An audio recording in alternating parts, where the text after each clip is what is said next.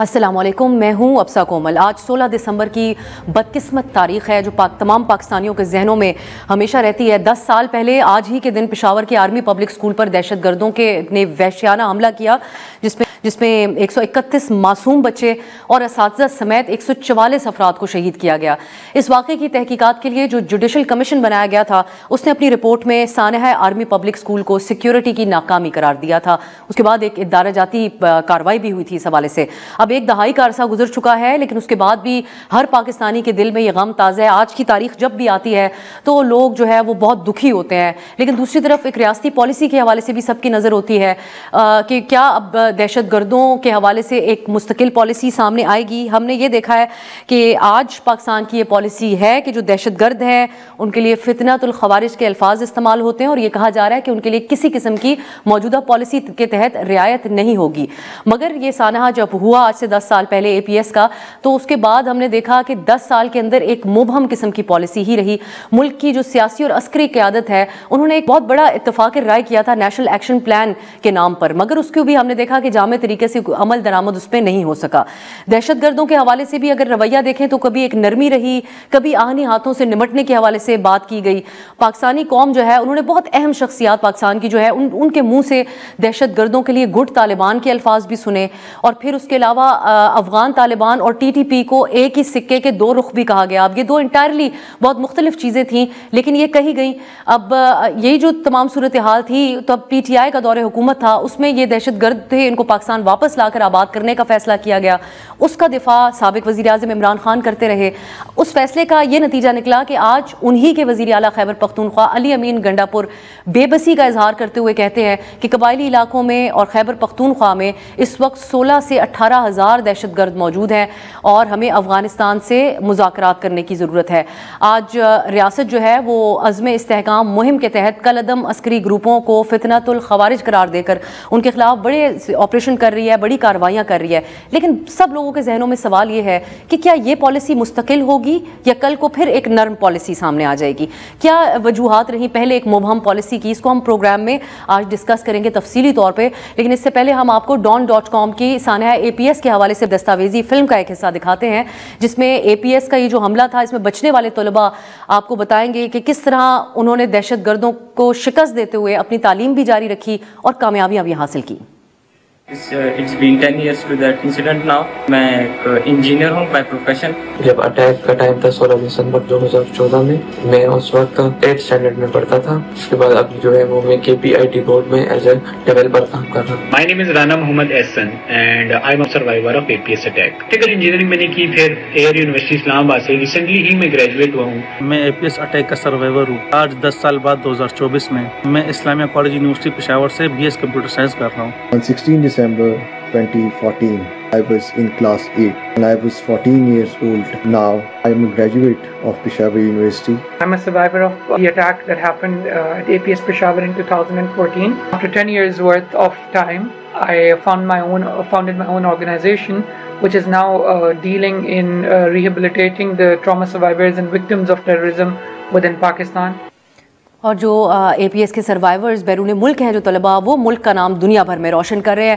اس کے اوپر ہم بات کریں گے کہ کیا ایک مستقل پالیسی ہونی چاہیے ہماری اس اعتبار سے، اور سیاسی موضوعات بھی آج کے پروگرام میں شامل ہوں گے۔ اسلام آباد اسٹوڈیو میں میرے ساتھ تشریف فرمائے رانا احسان افضل خان صاحب، مسلم لیگ نون کے رہنما، ملک عامر ڈوگر صاحب سینئر رہنما پاکستان تحریک انصاف، قادر مندوخیل صاحب بھی ہمیں جوائن کریں پاکستان پیپلز پارٹی کے رہنما۔ بہت بہت شکریہ آپ تینوں کا۔ رانا صاحب آپ سے آغاز کرتے ہوئے، کیا وجہ ہے آپ کے اندازے کے مطابق بھی آج بھی ایک داخلی سیکیورٹی کے اعتبار سے میٹنگ بھی ہوئی، کیا اس بات کے اوپر سوچ بچار کی جاتی ہے کہ ہماری پالیسی دہشت گردوں کے حوالے سے ایک مستقل پالیسی ہونی چاہیے؟ ایک ہم نے پی ٹی آئی کے دور کی پالیسی دیکھی، اس کو صرف عمران خان سے اٹیچ نہیں کیا جا سکتا، وہ ریاستی پالیسی تھی، لیکن آج بھی ایک پالیسی ہے، کل بھی یہی جاری رہے گی یا نہیں؟ اس حوالے سے آپ لوگ غور خوض کرتے ہیں؟ بسم اللہ الرحمن الرحیم۔ لیکن سب سے پہلے تو یہ کہ اے پی ایس کا جو سانحہ تھا وہ ایک سمبل ہے کہ جو دہشت گرد ہیں وہ کتنی پستی پہ جا سکتے ہیں، کہ جہاں آپ گھریلو خواتین کو یا آپ جو سویلینز ہیں ان کو ٹارگٹ نہیں کرتے، لیکن انہوں نے جانتے بوجھتے ہوئے بچوں کو ٹارگٹ کیا۔ تو جس سے آپ کا سامنا ہے وہ اس سانحے سے یہ ثابت ہوتا ہے کہ شاید ان سے بات چیت بھی اگر آپ کریں تو یہ آپ کسی لاجک پہ نہیں پہنچ سکتے کہ آپ کسی کے بچوں کو اٹیک کریں اور اسکول کے اندر جا کے آپ حملہ آور ہوں. آپ نے جو بات کی بالکل دیکھیں, اصل جو چیلنج ہے وہ یہ ہے کہ جب سے طالبان کی حکومت آئی افغانستان میں تو دیر واز دس سینس کہ وہ اب ایک تو کسی طریقے سے, کیونکہ ان کے آپ کے ریاست کے ساتھ پرانے تعلقات تھے اور مختلف وقتوں پہ آپ ایک دوسرے کو, میں سوویٹ ٹائم کی بات کر رہا ہوں, تب سپورٹ بھی کرتے رہے اور ایک سپورٹ ان کو حاصل تھی کہ اب وہ جو ہیں آپ کے جو ایسے ایلیمنٹس ہیں جو ٹی ٹی پی ہے وہ اگر ان کی سرزمین پہ جو ہے وہ پلاننگ کرتی ہے اور پھر وہ یہاں پاکستان میں آ کے دہشت گردی کے اٹیک کرتی ہے تو وہ آپ کی سپورٹ کریں گے اور ان سے جو ہے وہ بات چیت کے ذریعے ان کو آپ اس چیز کو رد کر دیں گے. لیکن ایسا نہیں ہوا اور ابھی تک یہ ثابت نہیں ہو سکا کہ طالبان حکومت جو ہے وہ ٹی ٹی پی کو اپنی سرزمین کے اندر قابو کر سکے, وہ پاکستان کی ریاست کے اندر وہ ٹیررسٹ ایکٹیویٹیز نہ کر سکے. ہماری انڈرسٹینڈنگ کا اتنا فقدان کیوں تھا جو ہم اتنا ریلائی کیے؟ بالکل, دس از اے گڈ کوسچن اور یہ بالکل آپ کا ٹھیک آپ کا سوال ہے اور یہ تو ایک حکومت کے اوپر مبنی نہیں ہے, یہ تو اوور آل جو ریاست کی پالیسی رہی اور جو ایکسپیکٹیشنز ان کی تھیں وہ فیل کر گئیں کہ آپ کو جو ہے کوئی اس وقت تک جو افغان حکومت ہے وہ وہاں سے کوئی ٹھنڈی ہوا نہیں ہے یا آپ کو اس معاملے میں, اور ٹی ٹی پی ابھی اس وقت اگر ہم آج کے دن میں بات کریں تو سرگرم ہے اور بڑے بہت تیزی سے وہ جو ہے وہ یہاں حملہ آور ہو رہی ہے کیونکہ انسیڈنٹس بڑھے. لیکن ہماری افواج پاکستان اور حکومت جو ہے اس نے عزم استحکام کی پالیسی جو ہے وہ لانچ کی اور ہم انٹیلیجنٹ بیسڈ آپریشنز ہر جگہ کر رہے ہیں. اب یہ حقیقت ہے کہ پاکستان کے اندر کوئی نوگو ایریاز نہیں ہے, کوئی ایسی جگہ نہیں ہے جہاں ان کا اسٹرانگ ہولڈ ہو, لیکن ہمیں اب یہ چیلنج ہے. دس از دی چیلنج. امین تو کہتے ہیں جن کی بات سے تو لگتا ہے کہ خیبر پختونخوا میں ایک اسٹرانگ ہولڈ ہے, 17,000 کے قریب دہشت گردوں کا وہاں پر. دیکھیں اب اس کے اندر وہ یہ کہ آپ نے جب ان سے مذاکرات کیا, آپ نے ان کو ری سیٹل یہاں کیا, اب انہی کے ذریعے انہی ایلیمنٹس کو استعمال کر کے وہی ان کے جو یہاں پاکستان سائڈ پہ اگر ان کی کوئی امداد کر رہا ہے تو وہیں جو ہے وہ انگلیاں اٹھتی ہیں. لیکن میں دیکھیں بجائے کہ اس کو ایک پولیٹیکل ہم ڈیبیٹ بنائیں, میرے خیال سے جس چیز کی ضرورت ہے ہمیں افغانستان حکومت کو جو ہے وہ کسی کو بھی الاؤ نہیں کرنے دینا چاہیے کہ وہ اپنی ریاست کو استعمال کرے پاکستان کے مخالف. اور اگر ایسا ہو رہا ہے تو افغانستانیوں کو, ہمیں طالبان حکومت کو رسپانسبل ٹھہرانا ہوگا اور ان کو کچھ نہ کچھ کرنا ہوگا. پاکستان سائڈ پہ ہم ایکشن کر رہے ہیں لیکن جو ان کے اسٹرانگ ہولڈ اس سائڈ پہ ہیں جب تک وہ ختم نہیں ہوتے تب تک اس کو جو ہے وہ روکنا ایک چیلنج رہے گا. ڈوگر صاحب, اب یہ یقیناً سالہ سال کی پالیسیز کے نتائج ہیں جو پاکستان بھگتتا ہے, لیکن آپ کے دور کا بہت زیادہ تذکرہ ہوتا ہے اور یہی بات ہوتی ہے کہ اس وقت ان کو ری سیٹل کرنا پاکستان میں یہ آپ لوگوں کی ترجیح بنا ہوا تھا, اور بالخصوص اس لیے بھی ملبہ آپ کی قیادت کے اوپر جاتا ہے کہ خان صاحب ذاتی طور پہ اس کا دفاع کرتے تھے, یہ سوچ رکھتے تھے کہ ان کے ساتھ بات چیت ہونی چاہیے دہشت گردوں کے ساتھ. سو آپ سمجھتے ہیں کہ اس دور کی جو پالیسی آپ لوگوں کی تھی اس پہ بھی کچھ, یہ جس طرح بیک فائر کی تو اس پہ کچھ ندامت بھی ہونی چاہیے, کلیئرٹی ہونی چاہیے, اور آج تمام سیاسی جماعتیں بیٹھ کر ایک مستقل پالیسی اپنائیں؟ بسم اللہ الرحمن الرحیم. سب سے پہلے تو آپ صاحب آج کے دن کے حوالے سے پوری قوم ایک بار پھر سیسا پلائی دیوار کی طرح اکٹھی ہے. جس طرح ثانیہ APS کے بچوں نے اپنا خون دیا اور پھر آپ نے دیکھا کہ پوری قوم اکٹھی ہوئی, اور آج خوشی ہے کہ 10 سال کے بعد آج پھر قوم اکٹھی ہو کر ان دہشت گردوں کے خلاف تمام سیاسی جماعتیں اکراس دی بورڈ یہ عہد کر رہے ہیں کہ ہم اپنی افواج کے سانہ بشانہ کھڑے ہیں, پوری قوم ان کے ساتھ کھڑی ہے, اور ہم دہشت گردوں کو ان کے آخری ٹھکانے تک پہنچائیں گے اور ان کو جہنم واصل کریں گے, اور ان کا خون شہداء کا, ان بچوں کا, ان معصوم بچوں کا جس بے دردی کے ساتھ آج سے 10 سال پہلے یہ کھیل کھیلا گیا, وہ خون ضائع نہیں ہوگا, وہ رائے گا نہیں جائے گا. ہم تمام پوری قوم ان کے ساتھ کھڑی ہے. جہاں تک بات ہے ریاستی دہشت گردی پہ ایک جامع پالیسی کی, یقیناً میں یہ سمجھتا ہوں کہ یہ پالیسی ریاست بناتی ہے, سیکورٹی ادارے بناتے ہیں, اور اس وقت کی حکومتیں اس وقت اپنے معروضی حالات و واقعات کے مطابق پولیٹیکل حکومتوں کو ساتھ بٹھا کے ایک برین سٹارمنگ کر کے ایک یونیفارم پالیسی بناتے ہیں, اور دہشت گردی کا خاتمہ اسی صورت میں ہو سکے گا جب ہم ایک یونیفارم پالیسی بنائیں اور اس پر ہم پالیٹکس نہ کریں. یہ کہنا قطعاً غلط ہے کہ جی PTI کی حکومت میں آپ نے ایک ایسی پالیسی دی کہ جس میں دہشت گردی بڑھی. دہشت گردی تو آج 2.5 سال سے ہماری حکومت نہیں ہے, مرکز کی حکومت ہے, پی ڈی ایم کی حکومت تھی, اور ابھی کچھ ماہ پہلے تک صوبوں میں بھی پی ڈی ایم کی حکومتیں تھیں. دہشت گردی تو آج میں دیکھوں تو دونوں صوبوں میں مزید بڑھ رہی ہے اور بڑھتی چلی جا رہی ہے, لیکن اس میں کوئی پوائنٹ سکورنگ نہیں ہونی چاہیے کہ ہم سب کو سوچنا بھی چاہیے. آج روزانہ 10-20 جوان ہمارے فوجی شہید ہوتے ہیں, اور یہ عرصہ دراز سے یہ سلسلہ چل رہا ہے, اور وہ اپنی قیمتی جانوں کا نذرانہ دے کر ہماری سرحدوں کی حفاظت بھی کر رہے ہیں, اور ہماری قوم ان کی سیکورٹی کی وجہ سے چین کی نیند بھی سو رہی ہے. لیکن حکومت کوئی بھی ہو, آپ کی بات کو میں آگے بڑھاؤں گا, ہماری پالیسی ایک یونیفارم ہونی چاہیے, اور اس پالیسی میں کوئی بندہ بھی, میں نہیں سمجھتا کسی بھی سیاسی جماعت کا یہ بندہ, بھلے کوئی بھی جماعت ہو, اپوزیشن ہو یا حکومت کی اتحادی جماعتیں ہوں, اس میں وہ یہ سوچے کہ اس میں کوئی خدا نہ خواستہ کسی قسم کا بھی کوئی ریلیف دینا چاہیے کسی کو, یا کسی کو کوئی اس میں ہمیں کمزوری دکھانی چاہیے. قطعاً کمزوری نہیں دکھانی چاہیے. یہ ملک ہمارا ہے, اس کا دفاع بھی ہماری ذمہ داری ہے, اور ریاستی ادارے بھی ہمارے ہیں. سیاست ہم سیاست کے میدانوں میں کریں. جب نیشنل سیکورٹی کی بات ہو تو ہم سب کو اکٹھے ہونا چاہیے. صحیح. اب یہ ایک جامع ہمارے پاس دستاویز تو موجود ہے نیشنل ایکشن پلان کے شکل میں, جس کے اوپر سب کا اتفاق رائے تھا, لیکن انفارچونیٹلی اس کے اوپر بھی عمل درآمد نہیں ہو سکا. قادر مندوخیل صاحب, پاکستان پیپلز پارٹی کیا سوچتی ہے؟ آپ لوگ بہت ووکل رہے اس حوالے سے, جو پی ٹی آئی دور کی پالیسی تھی اس کی بہت مخالفت بھی بلاول صاحب کرتے رہے. اس سیٹ اپ کے اندر اب آپ لوگوں کے اپنے سٹیکس بھی انوالوڈ ہیں, تو ہم ہر انداز میں بڑا ایک محتاط رویہ دیکھتے ہیں, جبکہ آپ کی اپنی قیادت دہشت گردی کا نشانہ بنی. ابھی ریسنٹلی آصفہ بھٹو صاحبہ ایک انٹرنیشنل فورم کے اوپر بات کر رہی تھیں, ان سے افغانستان میں خواتین کے حقوق پہ جب سوال کیا گیا تو انہوں نے اس کو افغانستان کا اندرونی معاملہ قرار دیا. سو آپ لوگ اب اس پہ ایک محتاط پوزیشن لیے ہوئے ہیں, یا آپ ابھی بھی کھل کر مخالفت کرتے ہیں؟ ایک جو کنفیوزڈ قسم کی ہماری پالیسی بھی رہی, اور اس وقت جو پالیسی ہے اس کو آپ کس طرح دیکھتے ہیں؟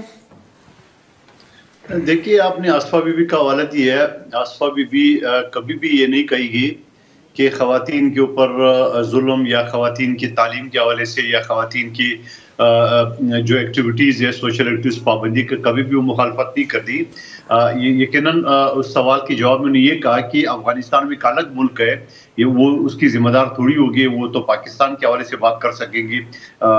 یہ اس طرح سے نہیں کہا ہوگا میرے خیال میں اسے. دوسری بات یہ ہے کہ آج 10 سال پورے ہو گئے اے پی ایس کا. ہم ہر سال جو ہے نا وہ سوگ مناتے ہیں, ٹی وی ٹاک شو کرتے ہیں, اسمبلی میں بات اٹھاتے ہیں, لیکن عملی طور پہ ہم نے کیا کیا؟ کیا ہم نے اے پی ایس کی مجرموں کو دوبارہ خیبر پختونخوا میں نہیں بسایا؟ کیا انہی مجرموں کی ہم نے وکالت نہیں کی ہے؟ کیا انہی مجرموں کو ہم نے جو ہے نا وہ مختلف نام نہیں دیے جو آج خود ہمارے صوبے میں جو ہے نا وہ اس طرح ہے کہ میں یہ سمجھ رہا ہوں کہ پشاور کے علاوہ کوئی رٹ کسی شہر میں پختونخوا میں قائم نہیں حکومت کی. اور پھر آپ کو 2-3 سال پہلے کی بات یاد دلا دوں, جو بنو جیل میں دہشت گرد آئے اور ایک مزاحمت نہیں ہوئی, ایک فائر نہیں ہوا, ایک تالا نہیں ٹوٹا, مجرموں کو اپنے ساتھ جیل کھول کے لے گئے, شربت پی کے, میڈیا کو فون کر کے کہ بھائی ہم خیریت سے پہنچ گئے. تو یہ کیا ہے؟ مطلب کیا ہم لاشیں اٹھاتے رہیں گے؟ ہماری کوئی مشترکہ سوچ نہیں ہے, ہماری کوئی ہمدردی نہیں ہے, ہماری کوئی پالیسی نہیں ہے کہ مطلب ہر حکومت آتی ہے وہ اپنی پالیسی کرتی ہے. یہ دہشت گردوں کے لیے تو ہماری ایک پالیسی ہونی چاہیے, چاہے کوئی بھی جماعت ہو, چاہے کوئی بھی ادارہ ہو. لیکن اب دیکھ رہے ہیں کہ ہمارے ایک سوچ نہیں رہی ہے, ہمارا ایک پالیسی نہیں رہی ہے. جو نیشنل ایکشن پلان کے 20 پوائنٹس تھے, اس 20 پوائنٹس میں آدھے پوائنٹ کے علاوہ میں آپ کو گنوا سکتا ہوں کہ میں پڑھاتا بھی رہا, ایک آدھے پوائنٹ کے علاوہ آپ نے کسی پوائنٹ پہ عمل نہیں کیا ہے. یعنی اس میں یہ پوائنٹ کہ مدرسوں کی رجسٹریشن, آج سب سے بڑا موضوع جو ہے نا وہ مدرسوں کی رجسٹریشن ہے, اس کی بل کے حوالے سے. تو کیا ہم نے جو لاکھوں کی تعداد میں جو مدرسے ہزاروں سے تو بڑھ گئے, تو کیا ہم نے قومی ادارے میں لائے؟ کیا اس کی رجسٹریشن کے لیے یہ تو ویسے مندوخیل صاحب, اگر آپ لوگ مولانا صاحب کے ساتھ کو دھوکہ نہ دیتے 26ویں ترمیم کروانے کے حوالے سے, تو ہو سکتا ہے اس کا بھی کوئی حل نکل آتا. میں دوبارہ آپ کی طرف یہ بات لے کر آؤں گی. بہران صاحب, آج کے دن کی ایک اور بھی سگنیفیکنس ہے, اور وہ سکوت ڈھاکہ. میں آتی ہوں مندوخیل صاحب دوبارہ آپ کے پاس. یہ ہمارا مولانا صاحب کے حوالے سے موضوع ہے ہمارا, آپ اس پہ ضرور رسپونڈ کیجیے گا. رانا صاحب, سکوت ڈھاکہ کی بھی سگنیفیکنس آج کے دن کی جو نتیجہ تھا تاریخ دانوں کی, میں آپ کے پاس یہی موضوع لے کے آؤں گی, اس پہ میں آپ سے ضرور بات کروں گی. مولانا صاحب سمجھتے ہیں پیپلز پارٹی تھی جس نے دھوکہ دیا ان کو اس کے اوپر بات کر کے, اور عمل درآمد مختلف تھا آپ کا. تو رانا صاحب وہ بھی نتیجہ تھا سکوت ڈھاکہ تاریخ دانوں کی نظر میں مفاہمت بات چیت کا راستہ اپنانے کے بجائے طاقت کے استعمال کا. آج ملک کے اندر ایک سیاسی سچویشن ہے جو تقاضا کرتی ہے کہ بات چیت کی جائے, تو کیا پی ٹی آئی کے ساتھ بات چیت کا کوئی ارادہ حکومت رکھتی ہے یا صاف انکار ہے آپ لوگوں کا؟ دیکھیں, بات چیت کا ارادہ حکومت ہمیشہ رکھتی ہے اور بات چیت کے دروازے کبھی بھی حکومت بند نہیں کرتی. 3-4 ایشوز ہیں جو بڑے سویر ہیں جس کی وجہ سے یہ بات چیت آگے نہیں بڑھی. دیکھیں, نمبر 1 ایک تو ڈو اور ڈائی کی کال تھی, اور انہوں نے پاکستان کی تاریخ کا ایک پرتشدد ترین احتجاج 26 نومبر کو کیا.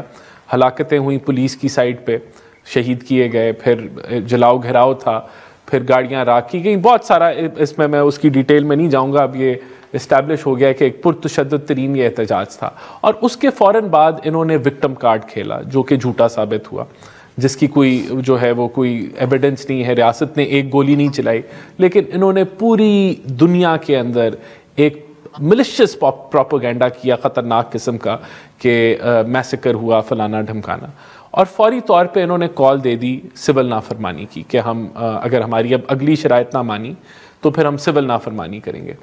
تو جہاں سول نافرمانی کی بات ہو رہی ہو وہاں کس طرح کے مذاکرات؟ تو سول نافرمانی کی کال سے پہلے آپ تیار تھے ان سے بات کرنے کو؟ میں آپ کو صرف ایشوز گنوا رہا ہوں کہ واٹ آر دا ایشوز. ایک جگہ آپ ایک جھوٹا پروپیگنڈا حکومت اور ریاست کے خلاف کر رہے ہیں, دوسری طرف آپ سول نافرمانی کی کال دے رہے ہیں, پھر آپ نے ایک پرتشدد احتجاج کیا, پھر آپ کہتے ہیں ہم نے اسٹیبلشمنٹ سے بات کرنی ہے اور کسی سے بات نہیں کرنی. ابھی بھی 2 دن پہلے شیخ وقاص اکرم یہی کہہ رہے تھے کہ ہمارا مطلب نہیں ہے. تو یہاں لیکن انہوں نے سیاستدانوں کی کمیٹی تو آپ سے ہی بات کرنے کے لیے وہ بنائی ہے. تو پھر یہاں دیکھیں دیز آر دا ہرڈلز جو میں نے آپ کو گنوائے. ایک جھوٹا بیانیہ, پھر جو ہے کوئی ندامت نہ دکھانا کہ آپ نے ندامت کا جو آپ لوگوں کی طرف سے مطالبہ کیا جاتا ہے کہ یعنی معافی مانگ لیں ان واقعات کے اوپر, اس کی کیا ضرورت آپ محسوس کرتے ہیں جب یہ بات کرتے ہیں؟ کیا ان کی تمام چیزیں معاف ہو جائیں گی اگر وہ معافی مانگیں؟ نہیں. دیکھیں, بات یہ ہے کہ آپ نے ابھی ایک دھاوا بولا اسلام آباد کے اوپر, وہ بھی صوبے کے وسائل کے اوپر. آپ اس کے بعد فوراً آپ نارملائز ہو جائیں کہ ہاں بات چیت کر لیتے ہیں. یہ نہیں ہو سکتا نا. دیکھیں, آپ ایک طرف آپ تشدد کا استعمال کر رہے ہیں, آپ دھاوا بول رہے ہیں, اور ایک دم سے آپ کہیں جی اب ہم بات چیت کر لیتے ہیں, اور وہاں بھی سول نافرمانی ہو, وہاں بھی پروپیگنڈا ہو, جھوٹ ہو, تو یہ وہ رکاوٹیں بن رہی ہیں نا آپ کے جو آپ کی. اور پھر دیکھیں آخری پوائنٹ میں اگر صرف بریفلی اگر میں بیان کر سکوں تو وہ یہ ہے کہ آج تک جب سے پی ٹی آئی سیاست میں آئی ہے اس نے مذاکرات نہیں کیے اپنے حریفوں کے ساتھ, اور اگر کیے ہیں تو آخر میں قالین جو ہے وہ خان صاحب کھینچ دیتے ہیں. تو ایک وہ بھی ایلیمنٹ موجود ہے کہ مذاکراتی اگر کمیٹی بن بھی گئی ہے تو اس کی کیا وقت ہے, کیونکہ ان کی تو 26ویں آئینی ترمیم میں بھی یہ لوگ مذاکرات کر رہے تھے, یہ بات چیت بھی کر رہے تھے, اپنی سجیشنز بھی دے رہے تھے.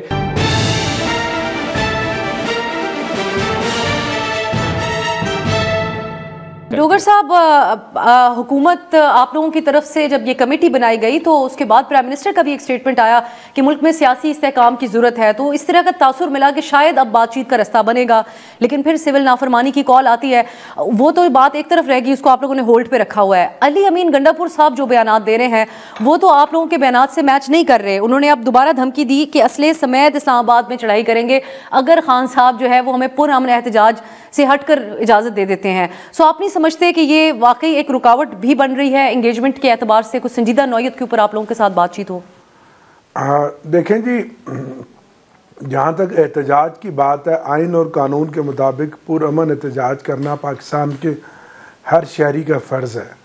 ابھی میرے عزیز کہہ رہے تھے کہ جی 26 تاریخ کو ایک پر تشدد احتجاج ہوا. اب کیونکہ یہ میں جانتا ہوں یہ مجبور ہیں, یہ ان کا ضمیر کبھی تو ان کو ملامت کرے گا کہ ایک اتنا بڑا قتل عام ہوا, اور یہ ایک پولیٹیکل ورکر ہیں, پولیٹیکل فیملی سے تعلق رکھتے ہیں. ان کے والد صاحب میرے ساتھ ایم پی اے بھی رہے, ایم این اے بھی رہے, لیکن اب یہ ایسی پوزیشن پر ہیں کہ ان کی زبان کو تالے لگے ہوئے ہیں کہ ہمارے ناحق بے گناہ نہتے کارکنوں کے اوپر جس طرح سے گولی چلائی گئی, جو بربریت ہوئی کون نہیں جانتا اس کو, اور 12 کارکن جو ہمارے شہید ہوئے, جن کی تصویریں, نام, ولدیت, پتہ سب کو پتہ ہے, میڈیا کو بھی پتہ ہے, دنیا کو بھی پتہ ہے, ان کو بھی پتہ ہے. اور اس کے بعد آج بھی ہمارے 143 کارکن جو ہیں وہ لاپتہ ہیں. اور ہمارا آج بھی یہ سوال ہے، اور یہ سوال ان کو ہمیشہ تک اس کا پیچھا کرتا رہے گا کہ آپ نے گولی کیوں چلائی؟ اگر کوئی پرتشدد احتجاج تھا یا کوئی آپ ایسی چیز سمجھتے ہیں کہ جو وائلیشن تھی، تو اس سے پہلے بھی ہم اسلام آباد آئے تھے، آپ نے ہم پر دہشت گردی کے مقدمات دیے، آج بھی ہمارے سینکڑوں کارکن قید و بند کی صحبتیں برداشت کر رہے ہیں، اور اس میں آپ نے سب سے لیکن بڑا ڈوگر صاحب یہ جو مقدمہ آپ پیش کر رہے ہیں اپنے کارکنان کا، علی امین صاحب کے بیانات جو ہیں وہ مزید بند گلی میں نہیں دھکیل رہے آپ لوگوں کو، نقصان دہ نہیں ہے جب وہ کہتے ہیں اب ہم اسلحے سمیت آئیں گے، اور اس سے پہلے بھی انہوں نے کفن باندھ کے آنے کا نوجوانوں کو کہا تھا۔ اور وہاں جو خون گرا صرف ہمارے کارکنوں کا نہیں گرا، وہاں کچھ ہمارے رینجرز کے کارکن بھی شہید ہوئے، دوسرے فورسز کے جوان بھی شہید ہوئے، جو کہ ہمارے اپنے بھائی ہیں، ہمارے اپنے عزیز ہیں، ہمارے اپنے رشتہ دار ہیں، ہمیں ان کی بھی اس اموات کے اوپر اتنا ہی دکھ ہے۔ لیکن مجھے افسوس ہے کہ جب مذاکراتی کمیٹی بنی اور حکومتی عہدیداران کے جو بیانات تھے وہ آپ نے سنے، اور ان بیانات سے یہ لگ رہا تھا کہ جس میں کہ بھئی اب کیونکہ فائرنگ بھی کر دی، ریاست نے اپنا پورا زور بھی استعمال کر لیا، اور ان کا یہ جو ہزاروں کا مجمع تھا اس کو بھی گولی کے سر پہ اور خون ان کا لے کر ان کو تیتر بتر کر دیا، تو شاید یہ خوف زدہ ہو جائیں گے، شاید یہ دب جائیں گے۔ دیکھیں، یہ قدرت کا ایک مسلمہ اصول ہے کہ آپ جس کو جتنا بھی دبائیں وہ چیز اتنی ہی دوبارہ کئی گنا زیادہ واپس آتی ہے، اور اللہ الحق ہے، حق اور سچ اور خون کبھی کسی کا ضائع نہیں ہوتا۔ ایک خون بھی، ایک شخص کا، انسان کا قتل بھی پوری انسانیت کا قتل ہے۔ اس کے باوجود ہم پولیٹیکل پارٹی ہیں، ہم چاہتے ہیں کہ اگر اس ملک میں سیاسی استحکام آ جائے، اور کیونکہ ملک پہلے ہے، عامر ڈوگر کی ذات بعد میں ہے، عمران خان یا تحریک انصاف بعد میں ہے، پہلے ملک ہے۔ ہم کوئی ایسا قدم کبھی نہیں اٹھائیں گے جو ملک اور قوم کے مفاد کے خلاف ہو۔ آج یہ جتنے مرضی دعوے کریں کہ جی ملک میں بڑی معاشی استحکام آ رہا ہے، یہ ہو رہا ہے، میں ڈوگر صاحب آگے آپ سے اس پہ ضرور تفصیل پہ بات کروں گی، لیکن اب آپ یہ بیان آپ کا مطابقت نہیں رکھتا آپ کے دیگر کولیگز کے بیانات سے۔ آپ کی جماعت ہی نے کہا تھا عمران خان نہیں تو پاکستان نہیں، تو ڈوگر صاحب آپ لیفٹ آؤٹ نہیں محسوس کر رہے پارٹی میں اپنے بیانات بیانی کے ذریعے؟ استحکام کے ساتھ ہی ملک میں معاشی استحکام آئے گا، اور جو حکومت کر رہی ہے اس سے کبھی سیاسی استحکام نہیں آئے گا۔ جہاں تک سول نافرمانی کی بات ہے، ہمارے جو الائنس میں اپوزیشن کے قائدین ہیں، ابھی بھی اسمبلی میں میری محمود خان اچکزئی صاحب کے ساتھ تفصیلاً بات ہوئی، کل اسد کیسر صاحب کی باقی ہمارے قائدین کے ساتھ بات ہوئی، تو ان کا یہ خیال ہے کہ ابھی ہم مذاکرات کے ذریعے، بات چیت کے ذریعے اس معاملے کو آگے بڑھائیں۔ ابھی سول نافرمانی کی کال جو ہے اس کو فی الحال جو اب مؤخر کیا جائے، لیکن ہمارے قائد کا جو حکم ہوگا ہمارے لیے وہ سر آنکھوں پہ ہوگے، ہم اپنے قائد کے ہر حکم کو ماننے کے پابند ہیں۔ تو آگے دیکھیے، ٹھیک ہے ڈوگر صاحب، مجھے بریک کی طرف جانا ہے، آپ اس پہ بریک کے بعد ضرور بات کیجیے گا۔ خواجہ آصف صاحب نے بھی کہا کہ پی ٹی آئی کے اندر اتنے اختلافات ہیں، ان سے کوئی کیا اقرار کرے گا۔ ایک بریک کی طرف جاتے ہیں، قادر مندقیل صاحب سے ہم بات کریں گے کیا وجہ ہے کہ مولانا صاحب سے کچھ وعدہ کیا گیا اور ان کو پھر دھوکہ دیا گیا، اس کے بعد کیا مزید ایک اعتماد کا فقدان نہیں پیدا ہوتا سیاسی جماعتوں کے درمیان؟ شارٹ بریک کے بعد۔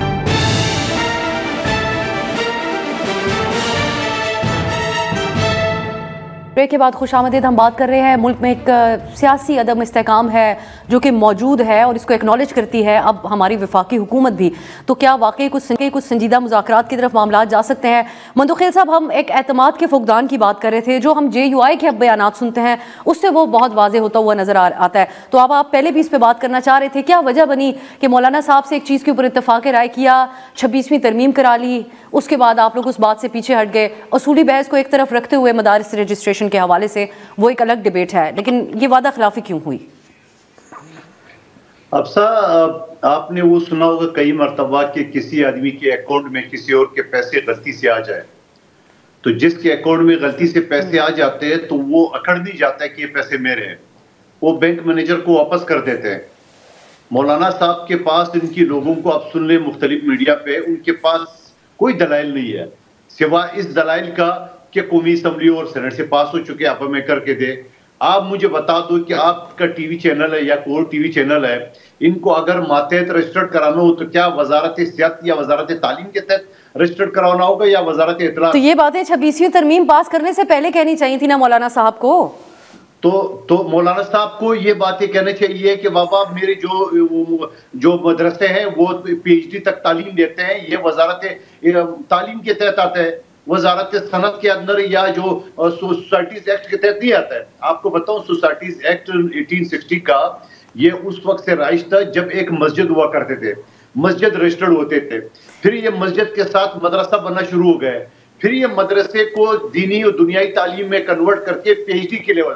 کراچی میں ایک مدرسے کے سالانہ پروگرام میں گیا، وہ تو پورے مڈل ایسٹ سے جو نا وہ ہزاروں کی تعداد میں لوگ آتے ہیں اور وہ بالکل ہائر جو اعلیٰ تعلیم جو دینی ہے وہ حاصل کرتے ہیں. تو آپ مجھے بتاؤ کہ ان کو، میں تو یہ مطالبہ کرتا ہوں کہ وزارت تعلیم کے ساتھ ساتھ ان کو HSC کے تحت بھی رجسٹر کرنا چاہیے. کیونکہ تو آپ تو مندوخیل صاحب آپ کو ڈٹ جانا چاہیے تھا، مولانا صاحب کے سامنے ڈٹ جانا چاہیے تھا. بے شک 26ویں ترمیم پاس ہوتی نہ ہو پاتی اس کے بعد. افسر سن لے، گزارش سن لے، اگر میں یہ کہتا ہوں کہ یہ اجرت میں یہ بل پاس ہوا ہے، میں یہ کہوں گا کہ یہ غلط پاس ہوا ہے، میں تو غلط کا لفظ استعمال کروں گا. لیکن اگر اس غلطی پہ ہم جو نا ڈٹے رہے جیسا آپ بتا رہے ہو، تو وہ جو 18,600 وزارت تعلیم کے تحت جو رجسٹر ہوئے مدرسے جن کے پاس 10 بورڈ ہے، اس کو کہاں لے کے جائیں گے؟ یا مولانا صاحب کہتے ہیں نہیں وہ وہی رہے ہم یہی رہے، ایسا تو نہیں ہو سکتا ہے نا. آپ نے اگر غلطی کر لی یا اجرت میں کوئی بل پاس ہویا تو وہ 17 تاریخ کو 11 بجے اجلاس بلایا یا ابھی تک میرا خیال میں اعلان نہیں ہوا ہے، تو اس کے تحت آپ یہ ساری چیزیں دور کر دیں. اور پھر اگر اس پہ حکومت ڈٹے رہے یا آپ کی جو بات ہے کہ وزارت یہ صنعت کے تحت ان کو رکھا جائے، تو وہ جو مدارس 18,600 وزارت تعلیم رجسٹرڈ ہے اس کو کیا کریں گے؟ اس طرح تو کوئی بھی ادارہ شروع ہو جائے گا، کل کوئی انڈسٹری والے کھڑے ہو جائیں گے ہمیں وزارت جو ہے صحت کے تحت رجسٹر کیا جائے. تو یہ تو ایک عجیب. مندوخیل صاحب یہ تمام باتیں سننے میں اچھی لگ رہی ہیں، لیکن میرا بنیادی سوال وہیں پر رہ جاتا ہے کہ پھر آپ نے ان سے پہلے اتفاق کیوں کیا، انگیج کیوں کیا؟ لیکن سب کو سمجھ آتی ہے 26ویں آئینی ترمیم پاس کرنا تمام حکومت اور ان کے اتحادیوں کا سب سے بڑا ٹاسک بنا ہوا تھا، اس کے لیے آپ کو کچھ بھی کرنا پڑتا، آپ لوگ کرنے کو تیار تھے اور کیا بھی. ڈوگر صاحب کی طرف جاؤں گی کیونکہ ڈوگر صاحب کی آگے مصروفیت ہے. ڈوگر صاحب ایک تو آپ کو خواجہ آصف صاحب باور کروا رہے ہیں کہ آپ لوگوں کے اندر جو اختلافات ہیں وہ سب لوگوں کے سامنے ہیں، آپ کی قیادت کی باتوں کے اوپر کارکن بھی یقین کرنے کو تیار نہیں اور خان صاحب خود بھی یقین کرنے کو تیار نہیں. دوسری طرف اب یہ بھی خبر آ رہی ہے جو رؤف حسن صاحب ایک دوسرے ٹی وی چینل کے اوپر بتا رہے ہیں کہ خان صاحب نے آج اس خواہش کا اظہار کیا ہے کہ ان سے اڈیالہ میں اچکزئی صاحب، محمود اچکزئی صاحب کی اور اختر مینگل صاحب کی ملاقات کروائی جائے. سو اس سے پہلے بھی تو اچکزئی صاحب کو ٹاسک دیا گیا تھا اپوزیشن اتحاد کا، پھر نظر انداز کر دیا گیا جس کا انہوں نے شکوہ بھی کیا تھا. اب آپ لوگ کیا سوچ رکھتے ہیں اس بارے میں؟ جی میں نے ابھی اس سے پہلے آپ کے چینل میں آپ کو بتایا کہ محمود خان اچکزئی صاحب اور باقی جو ہمارے لیڈران ہیں جو الائنس کے ہمارے اتحادی پارٹیاں ہیں، ان کا یہ خیال ہے کہ ابھی اس کو مؤخر کیا جائے اور ہم اس کو پر اگین کانسنسس کریں. اور عمران خان صاحب سے بھی ہو سکتا ہے کہ ان کی ملاقات ہو جائے. اور ابھی آپ نے خود بتایا رؤف حسن صاحب کے حوالے سے. پہلی تو یہ بات ہے کہ یہ ایک اچھا مثبت عمل ہے کہ ہمیں تحریک انصاف کو بطور پولیٹیکل ورکر میں سمجھتا ہوں کہ اپنی ہم خیال اپوزیشن پارٹیوں کے ساتھ مل کر ایک گرینڈ الائنس میں جا کر اور پھر آگے جو بھی موومنٹ چلانی ہے وہ ہمیں اکٹھے مشترکہ چلانی چاہیے. اور اس سے میں سمجھتا ہوں نہ صرف حکومت کے اوپر ایک پریشر آئے گا، بلکہ جب ہم سبام ایک الائنس کی شکل میں اکٹھے ہوں گے تو اس میں ہمارے مقاصد جلد پورے ہوں گے. اور پھر ممکن ہے کہ ان کے بیٹھنے سے ایک میننگ فل مذاکرات بھی ہو جائیں. اور ابھی جس طرح سے مذاکرات کا ماحول نہیں بن رہا، لیکن ہو سکتا ہے کہ جو میں چیز دیکھ رہا ہوں، اسمیل کر رہا ہوں کہ 2 یا 4 دن کے بعد مذاکرات کا عمل شروع ہو جائے. جہاں تک بات ہے قادر مندوخیل صاحب کی، مولانا فضل الرحمان صاحب کی لیجسلیشن کے حوالے سے، میں خود اس کمیٹی کا ممبر تھا اور اس تمام سٹیپس کے اوپر میں خود آئی وٹنس تھا اور ان تمام ملاقاتوں کو بھی میں نے خود دیکھا جو ملاقاتیں بلاول بھٹو صاحب کی دن میں 4 مرتبہ فضل الرحمان صاحب کے ساتھ ہوئیں اور پھر باقی حکومتی وفود کی ہوئی ہیں، پھر ہماری وہاں ہوتی رہیں. اور اس کمیٹی میں بھی میں جب خورشید شاہ صاحب کی زیر صدارت جو کمیٹی ہوتی تھی اس میں بھی فضل الرحمان صاحب اور کامران مرزا صاحب آتے تھے. تو یہ بل جو ہے مدارس کا وہ پہلے دن سے ان کا مطالبہ تھا. کچھ چیزیں اور تھیں، وہ ڈرافٹ چینج ہوا، پھر پہلے حکومت کا ڈرافٹ چینج ہوا، پھر دوسرا تیسرا. تو یہ کوئی اتنی اجلت میں نہیں ہوا اور اتنی ہیجانی کیفیت میں پورے ملک و قوم کو حکومت نے رکھا ہوا تھا. اگر وہاں کوئی تحفظ تھے مولانا فضل الرحمان صاحب کی اس بل پر, ان ترامیم پہ, تو وہاں اس وقت بات کر لینی چاہیے تھی, جو کہ کئی راتیں اور کئی دن آنکھوں میں قوم نے گزارے. وہ جو اعصاب شکن دن گزرے آپ کے سامنے 26ویں ترمیم کے موقع پر. اب جب پارلیمنٹ سے وہ تمام کا تمام پورا ایک پیکج, آئینی پیکج منظور ہو گیا, اور اس کے بعد پھر فضل الرحمان صاحب کی یہ بات بالکل درست ہے کہ اب صدر کا اس کے اوپر دستخط نہ کرنا, یہ بات درست نہیں ہے. ہم اصولی طور پر مولانا فضل الرحمان صاحب کے بالکل ساتھ ہیں, حالانکہ ہم نے اس پورے پیکج میں ووٹ نہیں دیا, ہم نے اس کو اپوز کیا, لیکن فضل الرحمان صاحب کو منانے میں اور اس ساری لیجسلیشن کا جو کریڈٹ ہے وہ بھی میں آپ کو بتاؤں افسا, یہ بلاول بھٹو زرداری صاحب کو جاتا ہے, کیونکہ انہوں نے اس سارے عمل کو لیڈ کیا. تو اب ایسے میں سمجھتا ہوں کہ فضل الرحمان صاحب کا جو موقف ہے وہ بالکل درست ہے, کہ جب آپ کو ان کی ضرورت تھی تو آپ دن میں 4 مرتبہ وہاں گھٹنے ٹیکتے تھے, اور اب آپ کہیں کہ جی اب یہ ہے اور وہ ہے, لینا ہے اور دینا ہے فلانا, یہ مناسب نہیں ہے. ٹھیک ہے. اور اس کا نتیجہ یہ نکلا کہ آج پیپلز پارٹی کو بھی اعتراضات ہیں, جو نتائج 26ویں ترمیم کے نکلے ان کی خواہش کے مطابق نہیں اس کے نتائج نکلے. جوڈیشل کمیشن کی اگر ہم بات کریں, رانا صاحب, ڈاکٹر صاحب آپ کے قیمتی وقت کا بہت بہت شکریہ. میں رانا صاحب کی طرف ہی یہ بات اب لے کے جاؤں گی. اختر مینگل صاحب اچکزئی کمبائن ہو جائیں پی ٹی آئی کے ساتھ تو یہ ایک بڑی فورس بنتی ہے, اور پہلے سے سیاسی تجزیہ کار اس کو ایک بڑی فورس کے طور پہ دیکھتے تھے. 26ویں ترمیم کے حوالے سے مینگل صاحب کے بڑے سنجیدہ اختلافات ہیں, اس کے طریقہ کار کے حوالے سے انہوں نے اپنی اراکین کے بارے میں بھی شکوہ کیا. سو آپ نہیں سمجھتے کہ یہ ایک بڑی فورس حکومت کے خلاف بن کے اپوزیشن سامنے آ سکتی ہے اگر یکجا ہو جائے؟ سب سے پہلے تو یہ جو مدارس بل ہے رجسٹریشن کا, اس کے حوالے سے میں کچھ کامنٹ کرنا چاہوں گا. دیکھیں پی ٹی آئی تو پیورلی اس پہ سیاست کر رہی ہے, اور ان کو یہ ایک موقع ملا ہے کہ وہ مولانا صاحب اور حکومت کے خلاف بات کریں. اس کی وجہ یہ کہ یہ بل جو کہ یہ منسٹری آف ایجوکیشن رجسٹر کرے گی مدارس کو, یہ 2019 میں پی ٹی آئی نے ہی اس کو جو ہے وہ امپلیمنٹ کیا تھا. تو آج جب وہ مولانا صاحب کی سائڈ لیتے ہوئے اس موقف کے اوپر, تو وہ لیکن رانا صاحب یہ بھی تو ایک دلیل دی جاتی ہے کہ سیاستدان آپس میں کوئی بات طے کرتے ہیں, اس کی بڑی اہمیت ہوتی ہے. دیٹ ٹو پیپلز پارٹی جیسی جماعت, نون لیگ جیسی جماعت, اور مولانا فضل الرحمان جیسے یہاں تو بات دھوکے بازی پہ ہو رہی ہے, دھوکے بازی کی بات, یہ الفاظ مولانا نے استعمال کیا. میں آپ کو اس پہ دیکھیں, 26ویں آئینی ترمیم ہم لے کے آ رہے تھے, اور ہم نے بھی اجلت کا اظہار کیا اس وقت حکومت نے. تو اس وقت مولانا صاحب نے انہوں نے ضد کی کہ نہیں, آپ اس طرح ہم سپورٹ اس کو نہیں کریں گے, اور جب تک ہم اس کو تفصیل میں نہیں دیکھ لیتے اور اس کے اوپر ڈیٹیل ہم, اور انہوں نے پھر یہ بھی کہا کہ ہم نے اس کے دانت نکال لیے اور سب کچھ کر لیا, اور کنسنسس ڈیولپ ہوا, اور اس کا کریڈٹ بھی انہوں نے لیا. تو دیکھیں بات یہ ہے کہ ابھی یہ بل ہم نے تو مولانا صاحب کو سپورٹ کیا, اور یہ دونوں اسمبلی سے پاس ہو گیا. اب جب وہ چٹھا کھولی گیا ہے, اور اس کے بعد مختلف جو علماء کاؤنسلز ہیں ان کا بھی ایک پوائنٹ آف ویو آ گیا ہے, تو مولانا صاحب کو اسی اسپرٹ کے ساتھ جس میں وہ 26ویں آئینی ترمیم کی اسپرٹ میں پوری قوم کو سکھا رہے تھے کہ کنسنسس ہونا چاہیے, تو یہاں کنسنسس کر لیں. ایک ٹرسٹ بریک نہیں ہو گیا اب آپ لوگوں کے درمیان؟ دیکھیں ڈیفینیٹلی ایک یہ ایشو بنا ہے, کیونکہ لیکن اگر دیکھیں ایشو ہم نے تو نہیں بنایا نا ایشو. اب اگر علماء حضرات نے اگر ایک پوائنٹ ریز کیا, اور اس کی لاجک بھی بن رہی ہے, سینس بھی بن رہی ہے, اور اس وقت بالکل ہمارے, لیکن آپ نے تمام اپوزیشن قوتوں کو اپنے خلاف تو کھڑا کر دیا نا رانا صاحب. آپ اس وقت دیکھیے اچکزئی صاحب کے اپنے, لیکن اب دیکھیں بات یہ ہے کہ اب پھر کیا کریں ہم, پھر وہ جو چیز تعلیم کے زیر اثر ہونی چاہیے اس کو صنعت میں بھیج دیں, تو کنسنسس ہونا چاہیے نا. ہم مولانا صاحب کی بات کو آج بھی ہم رد نہیں کر رہے, ہم ان کو یہ نہیں کہہ رہے کہ آپ جو کہہ رہے ہیں وہ ممکن نہیں ہے یا وہ ایسے ہم نے نہیں کرنا.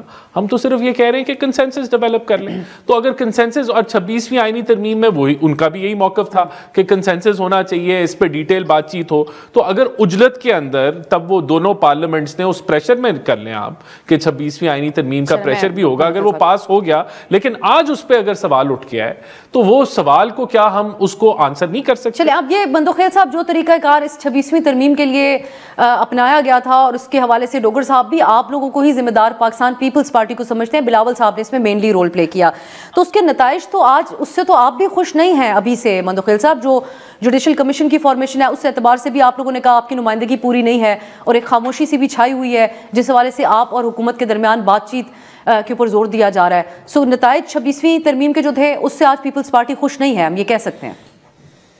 جی بالکل آپ کہہ سکتے ہو, لیکن آپ یہ بھی بات یاد رکھنا, اگر آپ مولانا صاحب کی بات کریں ہمارے لیے قابل احترام ہے, انتہائی عالم دین ہے, لیکن جو میثاق جمہوریت بی بی شہید اور نواز شریف صاحب کے بیچ میں سائن ہوا تھا اس پہ عمران خان کا بھی سائن تھا, اور اس مولانا صاحب نے بھی اس کو اوکے کیا ہے، اور ہم نے اس میں یہ کہا تھا کہ آئینی عدالت ہونا چاہیے.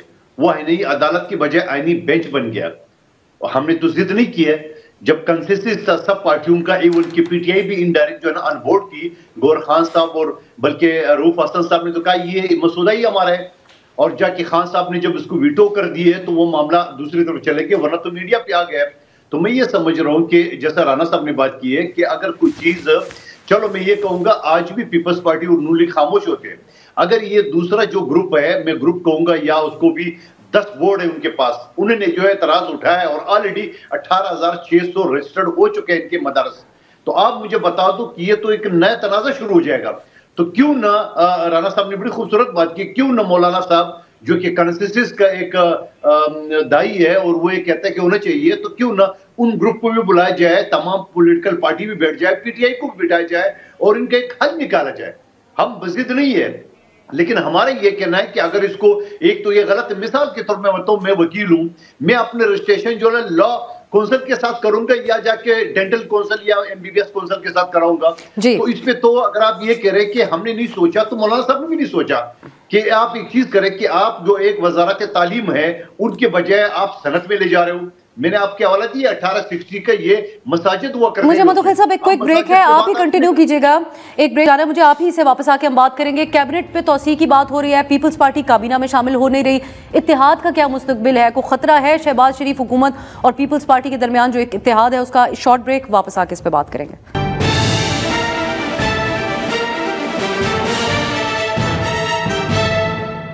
بریک کے بعد خوش آمدید. مندوخیل صاحب، ہم آپ سے بریک سے پہلے بات کر رہے تھے حکومت سے پیپلز پارٹی کے اختلافات کے بارے میں. اب ہم یہ کہہ سکتے ہیں کہ آپ لوگ کابینہ میں بھی شامل نہیں ہوئے. ایک سلسلہ تھا جس میں پیپلز پارٹی کو قائل کرنے کی کوشش کی گئی، اب کھل کر کچھ اختلافات بھی سامنے رکھتے ہیں. تو یہ اتحاد خطرے میں ہے یا کیا پوزیشن ہے اس وقت؟ دیکھیے، آپ نے خود ہی اپنے سوال کا جواب دے دیا ہے. جب ہم اس وقت اختلافات نہیں تھے تب ہم کابینہ میں شامل نہیں ہوئے، تو اب کیسے ہوں گے؟ نمبر ایک بات. دوسری بات یہ کہ ہمارے اختلاف کا ہے یا یقیناً اتحادی یا سپورٹر جماعت کے بیچ میں گلے شکوے ہوتے ہیں، تو ہمارے گلے شکوے یقیناً حکومت کے سامنے ہیں. پہلے پنجاب کے لیول پہ تھے جہاں ہمارے ایم پی ایم این اے کے ایریے میں ان افسران کو لگایا گیا جو پیپلز پارٹی کے اینٹی تھے. ہمارا یہ کہنا تھا کہ آپ ہماری پسند کا نہیں لگائے، اپنی پسند کا لگائے، کم سے کم یہ تو دیکھا جائے کہ پیپلز پارٹی کے اگینسٹ تو نہیں ہے. نمبر ایک بات. اس کے بعد جا کے وہ سندھ میں سیلاب زدگان کی جو فنڈ ہے، وہ فنڈ کی جو ہے نا وہ رکاوٹ تھی اور وہ فنڈ نہیں ملا. جو ابھی تک مکانات تیار ہو جاتے ہیں جو سیلاب میں 90% سندھ ڈوبا تھا. اس کے علاوہ ہمارا یہ بھی کہنا ہے کہ جو دریا سندھ جو پہلے یہ سندھ جو ہے نا، اب آپ آج دیکھ لیں، آپ دریا سندھ آپ کو خشک نظر آئے گا، وہ ایک نالے ٹائپ کی پانی اس کے اندر ہے اور کچھ نہیں ہے.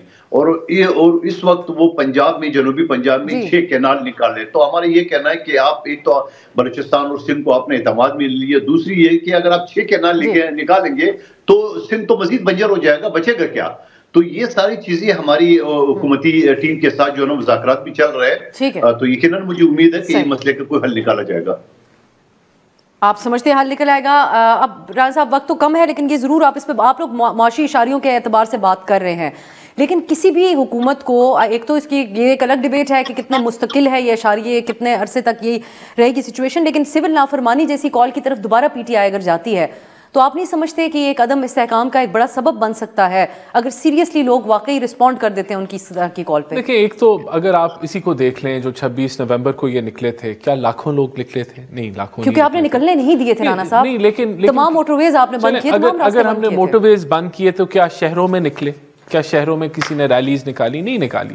تو چند ہزار لوگ ضرور نکلے، اور وہ پولیٹیکل ورکرز ہوتے ہیں جو پارٹی کے ہر مشکل برے وقت میں کھڑے ہوتے ہیں.